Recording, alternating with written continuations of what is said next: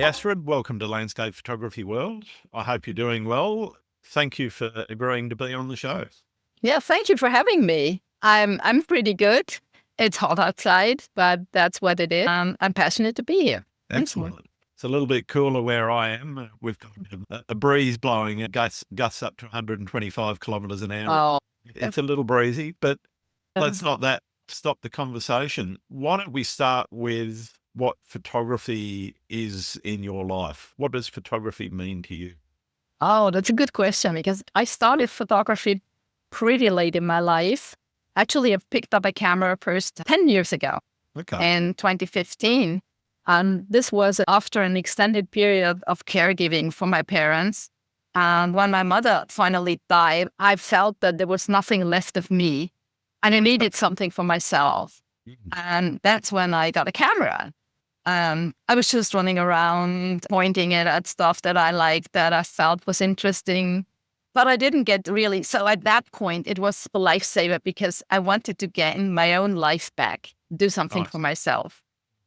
I did get a bit more serious about it in 2020 during COVID, when I really had time to really start looking into it, what it could mean for me and what it could be for me. And that's when it really took off for me in terms of what it really meant for my life. Okay. I want to dig a little bit deeper into that. And that seems to be sure. the art started for you. I'm always interested in that journey from usually people start with a documentary, taking, as you said, taking images of things around you, family, friends, and whatever. And then at some point, a little thing clicks in your head and goes, hey, this is actually an artistic pursuit. Yeah. When and how did that happen for you? Can you describe what that feeling was like? It didn't even start as an artistic pursuit for me in 2020. What it started being for me was a way to, I was in a pretty dark place at that time. I was stressed out, I was burned out, I was depressive, to get out of my head. And at this point, I pointed my camera at everything. And I thought I wanted to be not a professional photographer, but I wanted to become a better photographer. Folks. And I had no idea what this meant. So, but I think, to become a better photographer, I need my own style. I need to find a niche in the world. And I wasn't sure, did I want to become a wildlife photographer or a landscape photographer, whatever photographer, but I felt I needed something. And then in 2020, when I had more time, I started watching YouTube videos and exploring the life of photography and photographers out there. And I ran into Alistair Banner at that time. Okay. And I absolutely loved his vision about what photography could be. And in 2021, I started a mentorship with him. And one of the first things that I learned were you don't need your own style to be a good photographer because you are a different person every day. And that clicked with me immediately. And what I gained at first out of all of that was a freedom to explore. And I was doing wild stuff. I was going abstract, and I felt all these boundaries and borders dissolve in a way. I didn't want to think outside the box. I wanted whole boxes to be gone. I didn't want to be put in a box, to be a landscape photographer, an abstract photographer, and whatever photographer.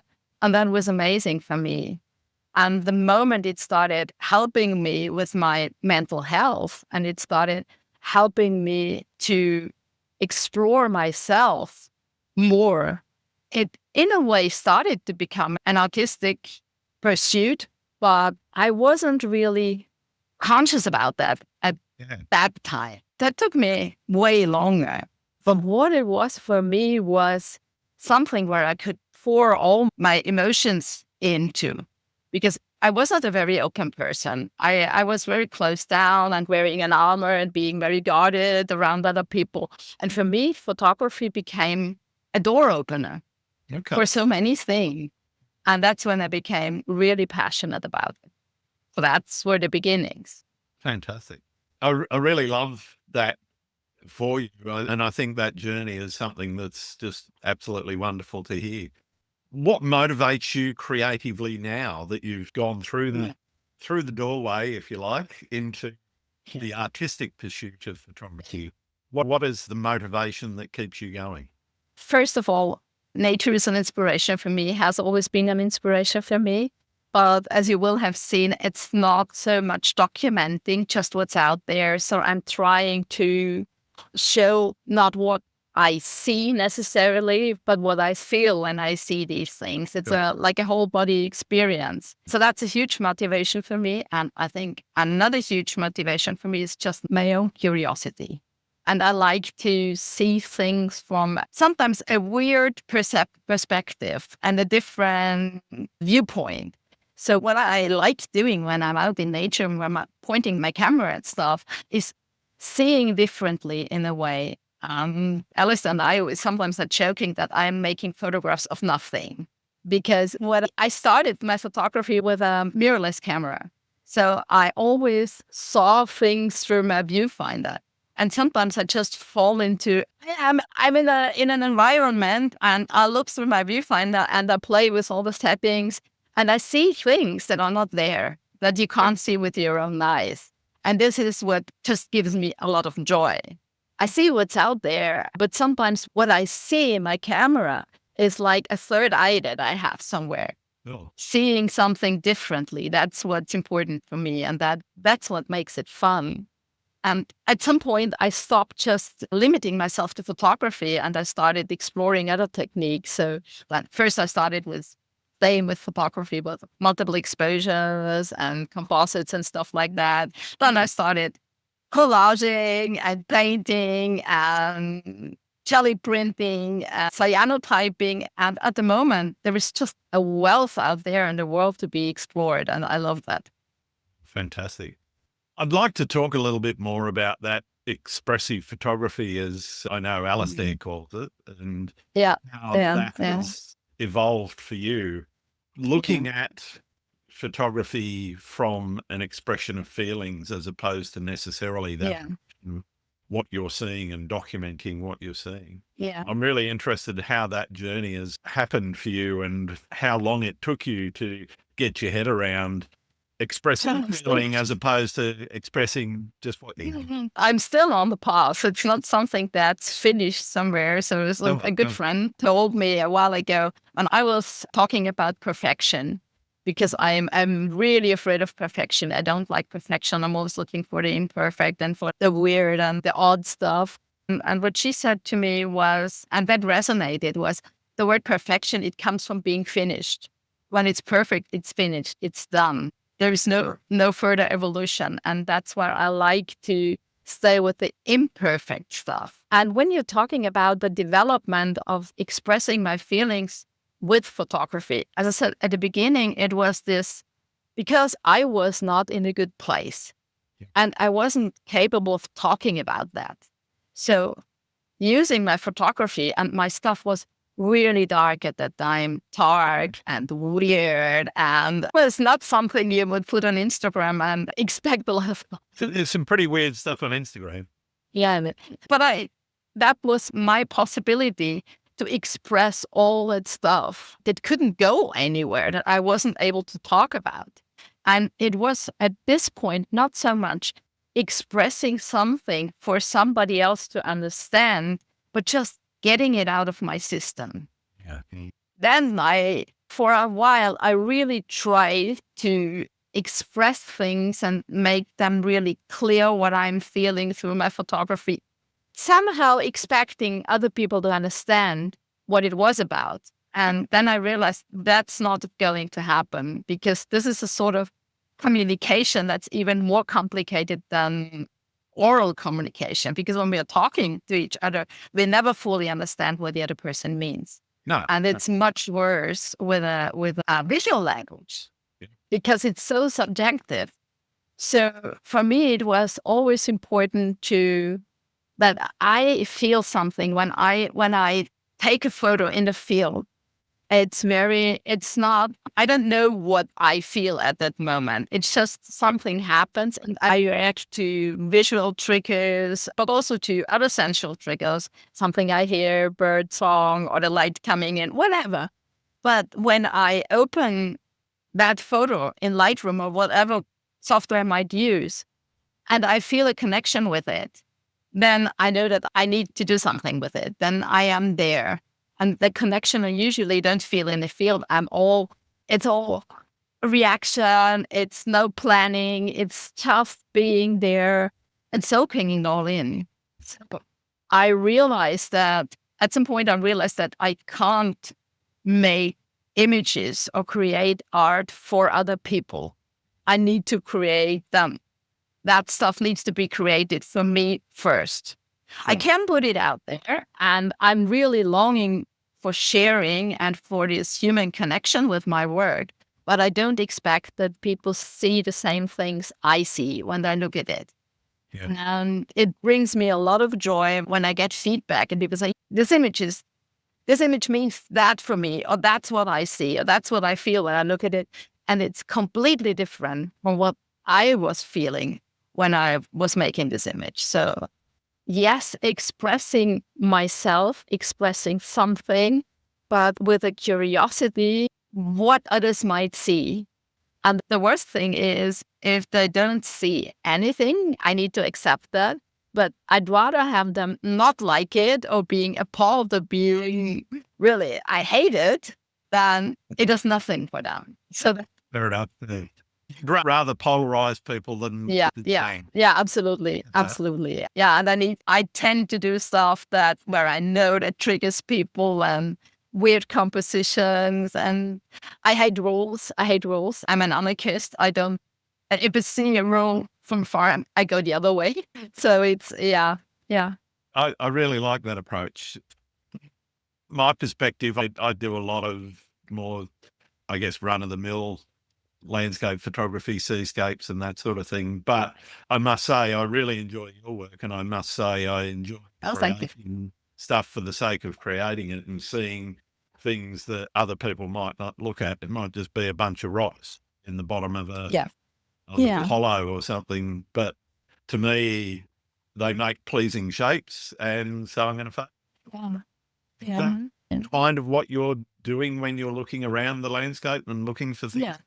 Yes, because even if some of the stuff that I come up with in the end might look very abstract, and I'm not even talking about the real abstract stuff where I composite and do multiple exposures, but still, even the images where I just have a very different perspective. What triggers me in the first place is just what you said, maybe this little assortment of rocks, or I was photographing tiny seed pods last week, and they were so intriguing to me. And I was aware of the fact that most people won't see them because they don't look. They walk through the world without looking at these tiny things, or the things that are just not, they're very mundane stuff out there. Yes, I'm also intrigued by beautiful sunsets and beautiful sunrises, and I love photographing the sea. And it's all the same things that maybe more traditional photographers are intrigued by, that I am intrigued by too. I just try to approach them a little differently and see them from a different perspective. But still, for me, for a while I said, I'm not a landscape photographer. Maybe I'm not a photographer at all. Maybe I'm just a creative person who does creative stuff, because I was so trying to not be put in a box. But I realized deep inside, I am still a landscape photographer, because that's what inspires me most. When I'm out there, I'm happy. When I'm out in nature and I'm walking in the forest, or when I'm at a beach, or when I'm at a river, that's what makes me happy. Nice. And that's what fuels me. Okay. So I guess I am a landscape photographer still. But bar pure portrait, wedding, commercial, product photography, just about every photographer is a landscape photographer. Street photographers are landscape photographers, like it or not. I think if they're focusing on the people element and the people are dominant in the frame, that's slightly different.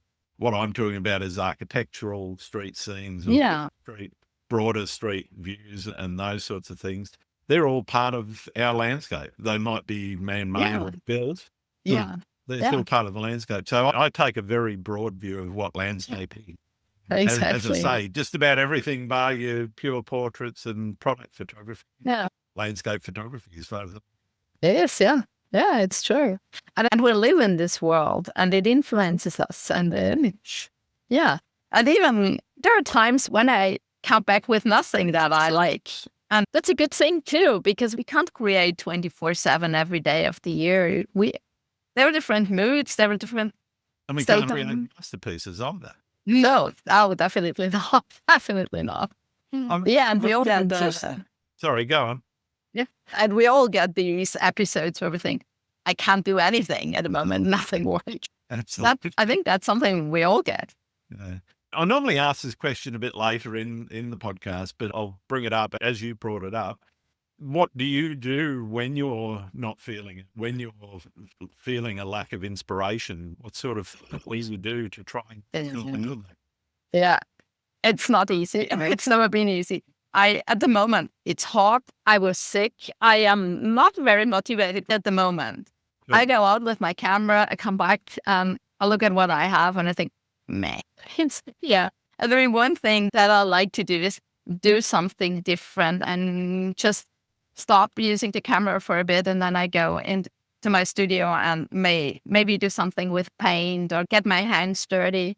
I started making handmade books. And the moment I get some hands-on stuff to do that gets me out of my mind. And I've learned to know that this is something that happens to everybody. And it happens to the big names out there. It happens to the famous people. They all have it and they all get it. And it's something that will pass. And I'm very sure that some and many of these episodes that we have where we just think we're just not creative. We lost our creativity in a way. They are just hibernating periods. And something new might emerge. Some new ideas might emerge. Some new inspiration might emerge. And we just need to get ourselves through it. And what I learned is the more I try to force it, the worse it is. Yeah. If I try to force myself, I need to get out now and I need to make proper photographs and I need to get it. And I put so much pressure on myself that I just can't be the intuitive person that I need to be when I want to make something that speaks to me and hopefully speaks to other people. So what I'm doing at the moment is I'm dealing with it. I'm not very happy with it. I was out this morning with my camera and I realized that I didn't have a card in my camera. So it happens. But I really try to not put too much pressure on myself and really tell myself, it's not, you didn't lose it. Your creativity is still there. Try to do something else and don't be too frustrated about it because that doesn't make it better. It doesn't make it better. It needs to be something joyful and not something that I put pressure on myself. Life is hard. You get a lot of pressure from many things. And I shouldn't get pressure from my photography, I think. It's a pursuit that is all about joy and enjoyment. I think so. You're not enjoying it, then for a bit, and eventually you will go out it will and come. go, okay, I feel like doing something creative today. Yeah. I think a lot of people do fall into the trap of trying to force themselves through those periods where creativities are in a bit of a lull. And as you said, I think everybody has them. It is impossible to be creative. You can't. Yeah. And what I also learned is, for me, very often when we're talking about creativity, people talk about producing something. And I think that we need to just separate the idea of creativity from the product in a way. I can be very creative and not producing any output. I can have very creative thoughts. It happened to me some years ago when I was on a photography trip and my gear was stolen before the trip. Oh. So I ended up with just my phone, my old iPhone. At that time, it was a very old one. So I had the choice. Either just say, okay, that's it, nothing's going to happen, or just go with the flow. And I made photos with my phone. And that taught me that my creativity doesn't stop when I don't have my camera with me, that I am creative even if I haven't had my phone. All the things that I saw and that I processed in my mind and that had an impact on me, and there was so much creativity involved still. I think whole life is creativity. We solve problems all the time. We find solutions. We are creative all the time. We are creative all the time. So it still happens, even if we don't produce something or make an image, make a piece of art.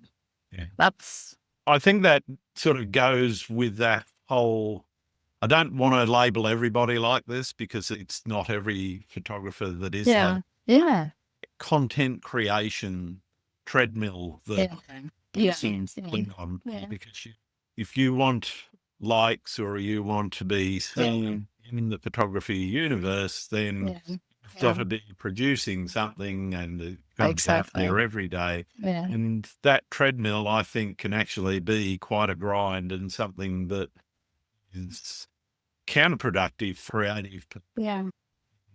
I know that I've fallen into that trap myself on a couple of occasions early on. And since then, I have learned to just say, all right, who cares if nobody likes it? Who cares? Did I enjoy the experience of going out and getting the shot? Did I enjoy the experience? Exactly.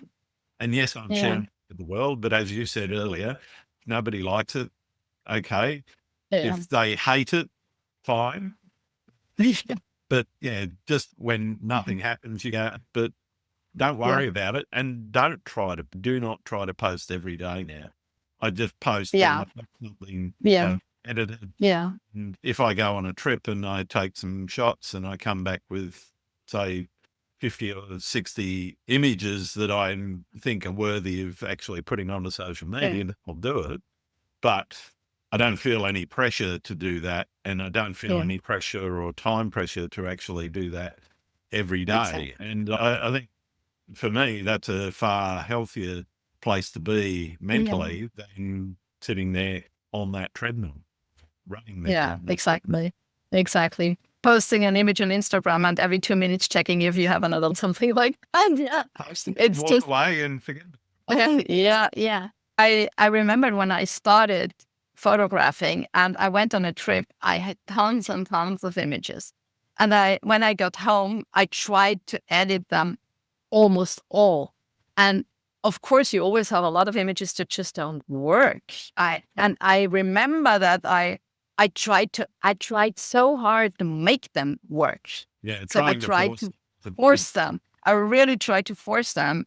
And now I'm much more, I have much fewer images. I've slowed down a lot and I try to be out there and just be in the experience. And when I edit an image, I really try to just edit the ones where I feel they're speaking to me and I follow their lead. I don't try to, if an image doesn't, I might start with it. And at some point I think, okay, that doesn't, I don't do a lot of editing. I don't take a lot of time for editing. And when I feel that doesn't work, I stop. And when I started photographing, I didn't stop. I tried to force it into something that it wasn't. So that's not, but maybe I can make it. And usually it doesn't work. So what I enjoy now is, and I still have a lot of images that I haven't edited from the last 2 wonderful trips that I did last October and in January. And these were the trips where I most was capable of really slowing down and getting into this mindset of enjoying myself out in the landscape and just sitting under a tree, one tree for 2 hours and staying with that one tree. And it really felt so invigorating and liberating at the same time that I don't have to run around like a mad woman getting as many images as possible. You get what I mean? Or just being there without my camera and just sitting there. And I did that when I was in Scotland last year. It was a retreat and I just went out there and I just felt like sitting in the forest for 2 hours and I didn't take a photograph. And it felt so good because I thought I don't have to be active with my camera all the time. Just because it's there. No, that's fantastic. You talked earlier about experimentation being part of your ethos. And I'm interested in how experimentation in your work and as a means of expressing yourself. What sort of things, you mentioned a few, scientific and gel printing for. What Are there other things that you're doing that are exciting to you that you like experimenting with? I always say there's no rabbit hole existing in the world that I'm not going down.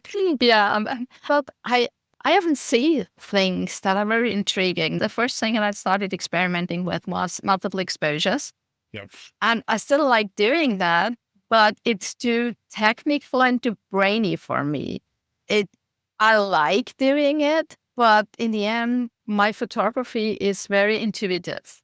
And when you're doing planned multiple exposure and you're layering stuff in the camera, you need to think a lot about how the layers interact and how the blend modes interact. And after half an hour, I'm done. I need to go back to using straight photography because it exhausts me.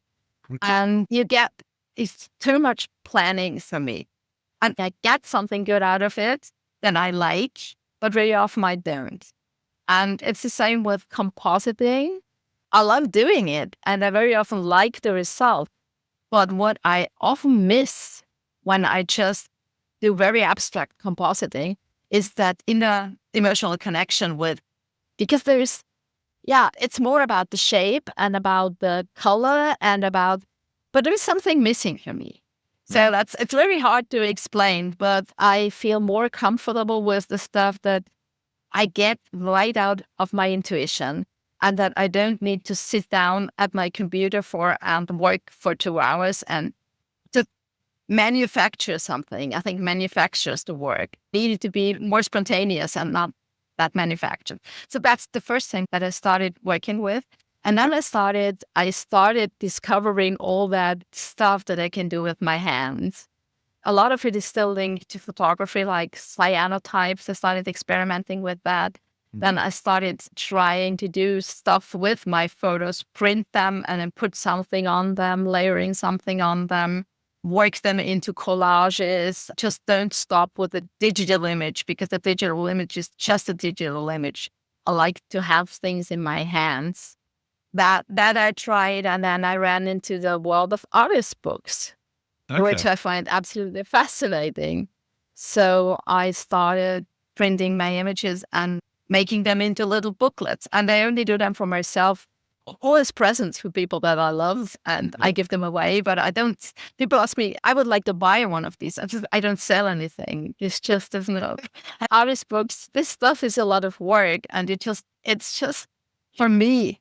It's not a job. I always said I don't want to become a professional photographer because there is so much stuff involved in being a professional photographer that would probably take the joy out of it for me. So I'll stay an amateur and do it for the love of it and with passion. That's what I like doing. But back to what excites me. Yes, using all sorts of techniques like painting, collaging, cyanotyping, gel printing, which is monoprinting with a gel plate, which is fascinating and fun. And I'm just playing. I'm playing because I think that the element of play is such an important one with everything you're doing, with my camera, with paint, with everything. Because this is how children learn, and we have forgotten to learn by play, I think, and by curiosity. Because it's not the way schools these days think about teaching and about learning. I think we need to relearn to get experience by play. And it doesn't matter if the stuff that gets out of it is good or bad or whatever. It's just liberating. Absolutely. Sometimes I say, I think there has been real loss for many generations now. Adults have been beaten into submission into thinking particular ways, largely, as you say, by the education system, societal norms as well. But I think that ability to actually just play and not care about the result is a massive way of experimenting with your creative side and working out what gives you joy and what doesn't. And if you don't enjoy it, stop doing it. That's usually my advice to anybody that comes to me. I've been doing this and it's not working for me. Okay. Do something else.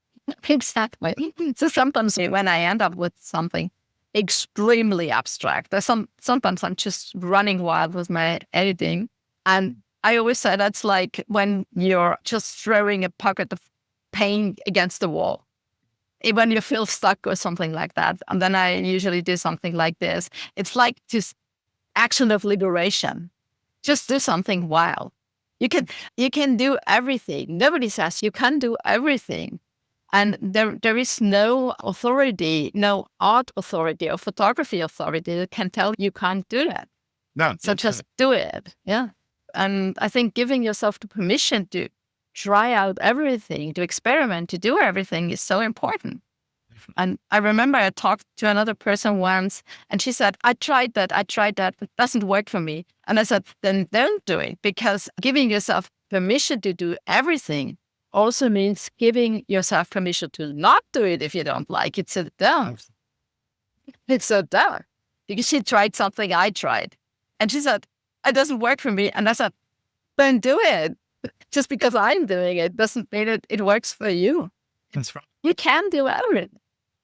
That's exactly it. And you can't be good at everything either. Yeah, absolutely not. You can't be brilliant. And you also can't be brilliant at something without practice. Exactly. Yeah. Yeah. If you're not enjoying the practice, it's like a footballer. If you're not prepared to go out on the pitch and kick the ball around years on end before you actually want to make a career out of it, then you'll never make a career out of it. Yeah. And if you don't enjoy being out in the field and taking photos and learning, I learned so much over the past years. Yes, there's a lot of technique involved and you need it. Yeah. And even calling myself a very intuitive photographer, I need to know how my camera works. It's just fun. And if you don't enjoy that, you might maybe be better off trying something else. There are so many creative pursuits out there in the world. It doesn't have to be photography. It doesn't have to be. It's not the only thing. That's it. Yeah. I'm interested in what your next rabbit hole is going to be. Have you worked that out, or you just come across the rabbit hole and dive in? I just come across the rabbit holes and dive in. The latest thing that I did, I was trying to make my own paper. That was fun. It was a mess. The whole place was a mess. I tried it. And then I had this handmade paper and I thought, what if I put it through my printer? When I got my photo printer, I was very careful what paper to use and maybe not ruin it. And recently I've been putting all sorts of stuff through my printer, which so far it has tolerated. So yeah, I really don't know. I think I see so many things that might be interesting doing. I don't want to hold my back by not trying things out. So yes, I don't know. I might come, there are so many rabbit holes that I'm down right now. And I probably will jump into another one and another one. But I don't know yet what it could be. But I try to have an open mind for everything. One of the most important things I think that I learned in the last 5 years since I really started getting into photography and into that stuff that I am passionate about, it is I need to be myself as much as I possibly can, which isn't always easy because very often we just don't know who we are in this moment. I really am trying to be as open as possible, as honest as possible, as authentic as possible in everything that I'm doing. That brought me into a position where I just enjoy so many things. And there might be times when I'm not out that much with my camera, but I still get back to it every time because it was a sort of a lifesaver for me. And I still enjoy it immensely to be out with it, finding new things. What was the first landscape that you went into that you just said, oh, this is what I want to do? The thing is, when I took up my camera first, I do a lot of photography very close to home. Sure. I live in a medium-sized city, which is a very green city. We have mountains, we have forests, we have ponds, we have rivers right at the edge of the city. So it doesn't take me a lot of time to get out in nature. But when my very first real landscape trip to somewhere else where I was there as a photographer was in 2017, and that was Iceland. No. And I was fascinated. But I didn't know what I was doing at that point. I was very much at the beginning still, but I was fascinated with the landscape, and I'm still fascinated with the landscape. And I have been back in 2023. And then I thought I might become a wildlife photographer, and I went to India, where I mostly photographed wildlife. And after that, I came back and wanted to go back in 2020. I bought myself a long lens because I wanted to become a wildlife photographer. And then there was COVID, and that whole trip didn't happen. And that's when I actually really discovered my love for the landscape and for the intimate landscapes, for small scenes, because I was stuck at home in 2020. So that's what I had to go for. Oh, sure. And when we were able to travel again, the first trip that I took was to Scotland. I fell in love with Scotland. I think I can find interesting and intriguing things everywhere I go. Yep. And every time I go to a fascinating place, I said, I'm falling in love with this place. Because I do. I fell in love with Iceland. I went to Scotland. I fell in love with Scotland. I went to Morocco in January. I fell in love with Morocco. I think the world has so many amazing places. Absolutely. And I'm very enthusiastic about it. I love traveling. I love exploring new things, but I also love coming back again. And I find exciting things right in front of my doorstep. So a lot of my images are from maybe 2 to 5 kilometers from my doorstep. Okay, interesting. Yeah. How do you think where you live has shaped how you photograph? Clearly, you've got a particular way of taking photos and processing and so forth that is quite unique and quite different to a lot of other people's work. I'm just interested in if you feel that where you live has actually shaped that in any way. Honestly, I don't really think so, because a lot of the stuff that I do is pretty anonymous when it comes to location, because a lot of the small things I don't, of course, I'm also fascinated by a lot of the iconic stuff that you can see, but I'm not so much interested in photographing them because there are so many photographs out there of these iconic places. Yep. So I usually, when I'm in a place like that, I take it all in. I find it fascinating. I love it, but I turn around and photograph something else, something small that's usually not very much typical for the landscape.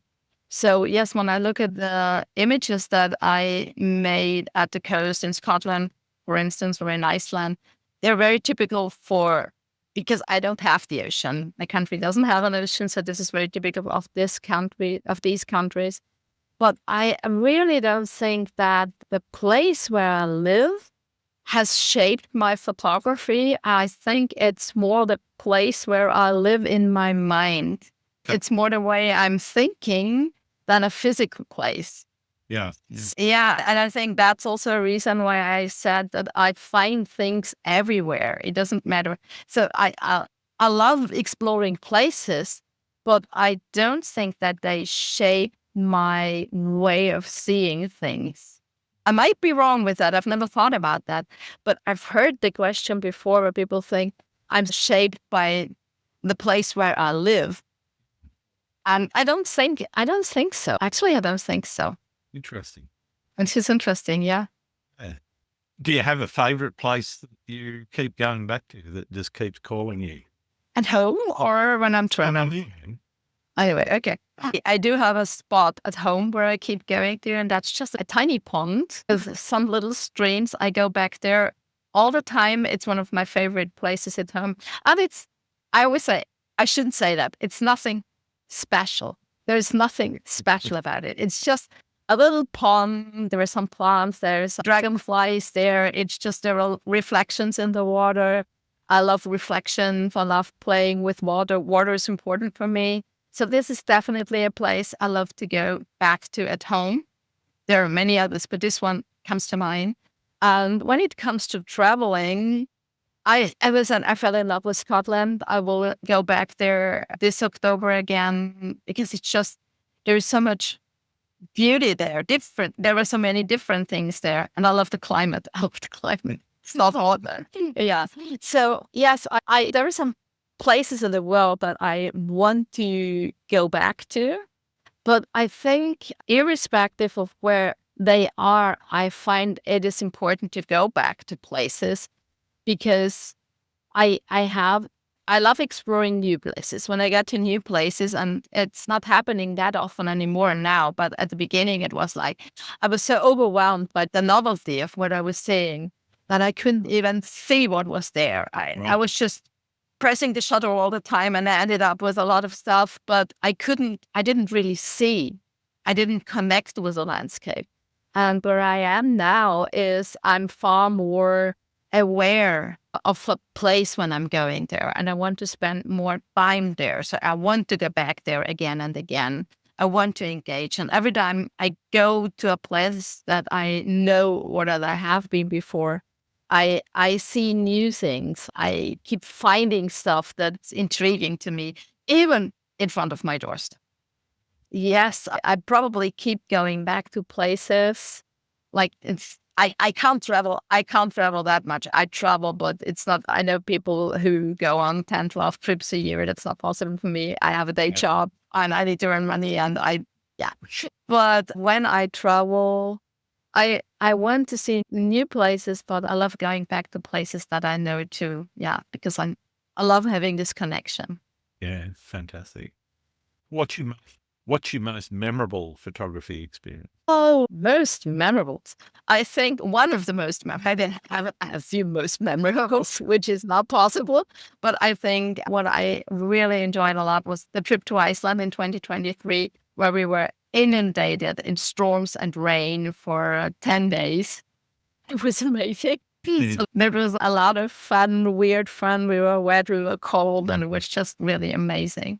Yeah, and another one that I would like to mention is a trip that I took last October to Scotland, where I felt like some change of pace for me. I had already been slowing down, but this was the first time where I really felt now I am no longer triggered by this novelty and I need to run around and get all excited about it, but when take the time to be in the landscape and to engage with it and to befriend a tree for 2 hours. And yeah. So fantastic. What about horror stories? Have you had any sketchy experiences? Not really. I can't remember a horror story. Not really. I usually find the joyful stuff when I'm out there. No horror stories. The only horror story I can think about was when my gear was stolen. It's not a horror story but not really and still I enjoyed the time I was there after the whole thing had happened. So no, I don't think there are any real horror stories. That's good. No. If there were any, I've forgotten them. You talked about having a full-time career. How do you balance everything else with photography? I reduced my work hours a year ago, so I'm not full-time anymore. But when I was, there were times when I was working a lot. But I always tried to take some time for myself to go out with my cameras. So it was mostly weekends and stuff like that. But I enjoy that I have more time now, that I have more rabbit holes that I can jump into and explore. Yes. At times, thinking back, I mean, my boss is a photographer. So when I said, So when I remember when I wanted to go to India the first time and we were in the middle of a huge project. And I said, listen, I got an opportunity. I could go to India, but it would be 3 weeks. He said, go. I think he would have loved to come. Yeah. So yeah, he understands my passion for photography. So no, it worked. It worked, but it's much easier now. I'm only working 3 days a week now, which is nice. And I have a schedule that is very adaptable. I don't have fixed working hours. I'm in a position where stuff needs to get done, but nobody cares when I'm doing it. That makes it easier. Definitely. I'm interested in where photographers see photography in society. what do you see as photography's place in society? Yeah. A very obvious thing is that with all the cameras and phones, everybody's a photographer. Everybody's Absolutely. a photographer. Yeah. It's just, I never was an analog photographer, so I jumped into the whole thing when it was already digital and when things were already readily available everywhere and you can see photographs everywhere. And yeah, I think it can be pretty overwhelming, and that's because there's a lot out there, and a lot out there is tries to catch our attention in a way. It's getting very loud at times and very noisy. And that's why I know that when, unlike Instagram, where everybody's posting photos on Instagram, where I think that, yes, I'm posting on Instagram, but I'm very aware of the fact that I feel drawn to the softer and to the quieter stuff and the stuff that's not like just scroll and like when you need a little bit more time to engage with, because it's not that obviously beautiful sunrise, beautiful sunsets, stuff like that.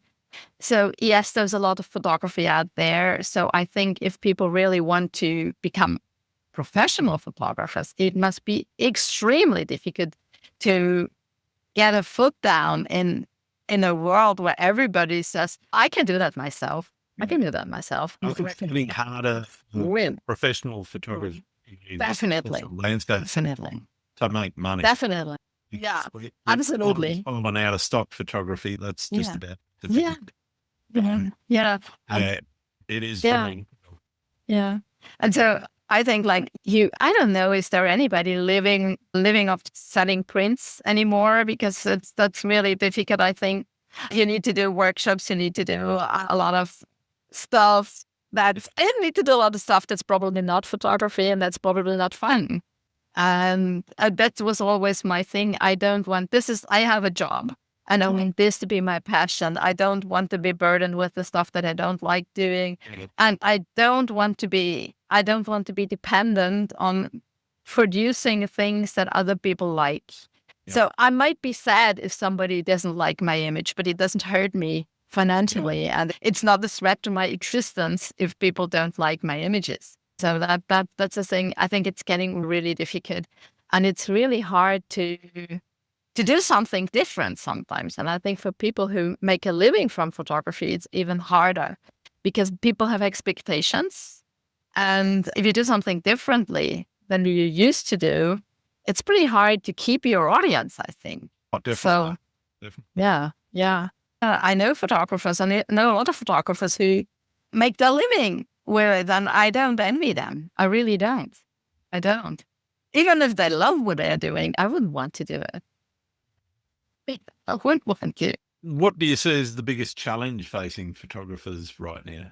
To stand out, I think, to do something different and to be authentic and not to fall into the trap of, as you said, doing the same as everybody else because that's what gets you the likes online, or just to not get drawn into this stream of social media where you really 2 days ago I got another of these messages. Yeah, your work is great. Do you want to have another 10,000 followers on Instagram? And I said, yeah, no, I'm not. Yeah, it's really, I think it's not difficult if you know the reasons why you photographing. Yeah. If you do it because it brings you joy, and I'm not talking about professionals, it's just people who engage in photography. If it brings you joy, if it helps your mental health, if it helps you to express yourself, if it helps you to get you out of dark spaces, if it makes you enjoy life a little more, if you can find yourself in what you're doing, then it's not complicated. It's not difficult. It gets difficult the moment you have expectations, the moment you want to earn money with it, the moment you are looking for fame. I think then it gets difficult. But if you take it as something that's good for you, it's not difficult. If you let go of this, and the expectations others might have, and also of the expectations you might have sometimes. And it doesn't mean that you're not being careful about what you're doing and that you're not taking it seriously. It's not about not taking it seriously. It's about really knowing what am I doing it for? what do I want? What do I want to say? And what does it do for me? What's the benefit? What am I really getting out of it? And I think when you know what this is, it's not that difficult. Yeah. That's a fantastic philosophy. What's the best and or worst advice anyone's given you? I mean, one of the first and best advices that I got was when I started my mentorship with Alistair. You don't need a style because you're not the same person every day. Right. And there are no limits. You're sitting in the middle. He said something like, you're sitting in the middle of the ocean. You can get everywhere. And this was like, and the worst advice, that must have been something when I took my camera, rule of thirds and stick with the rules, and I need to learn them all, and you need your own style. So yeah, great. I don't listen to that stuff anymore. So I hope that I have freed myself from that enough to not listen to this anymore. We've talked a lot about what you really like about being a photographer. What do you hate about being a photographer? I don't hate anything about being a photographer. I love it. There is nothing I hate about it. You don't have a least favorite thing? A least favorite thing? No, really, I don't. I think I don't. I don't do the stuff that I don't like, I think. I'm impressed. Even that's a hard thing. Is there anything I hate? I like being out with my cam. I like editing. I like being out in nature more than I like sitting in front of my computer, but it's not something I hate, because I know there are people who say, I hate editing. I don't want it. I want to take my photos, and I hate sitting in front of my computer and editing, but I don't hate that. So what do I hate? There is nothing I hate. No. Not really. I don't hate it, but I don't like getting up early for dawn shoot. Yeah. I don't like it. Yeah. The thing is, I don't feel that I need to do that a lot. I like being out there in sunrise, of course, but I'm not a typical, I'm going out for sunrise and I'm going out for sunset. So you will find me go out in the middle of the day in broad sunlight, because I think you can photograph any time of the day and in every condition. I don't feel the way that you can only photograph when I can photograph in harsh light. I don't care that much. So if I feel like getting up in the morning because I want to go on a sunrise shoot, then I'm up for it and I like it. If I don't like it because I want to stay in bed, I stay in bed and I don't do it. Yeah, I do that all too often. It's been fantastic talking to you. Yeah, sure. Are there any photographers out there that you think I should be talking to on the podcast? Yeah. Well, I was going through your list and you already had a lot of them. And I was thinking, so I needed to dig a little deeper. And I know that you just helped my friend, Madeline Lannock, who is a very close friend of mine. And you already did that. So usually I would have suggested her. I know that you had Alistair. But whom I was thinking about was John Barclay. I was happy to meet him last year in October on that photography retreat in Scotland. And he's an amazing photographer. And I love his philosophy of being out in the landscape and that's engaging and his slow approach. So I think he would be a good fit.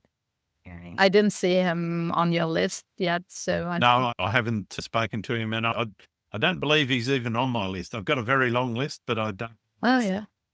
Thank you for that. Oh, okay. And lastly, and for some people, most importantly, do you like pineapple on pizza? I haven't had it for a while, but I'm not against it. I like the combination of pineapple and ham, so yeah, it works for me. Also on toast. I think it's something very 70s. The younger people don't know it anymore, but that Hawaii style is, yeah.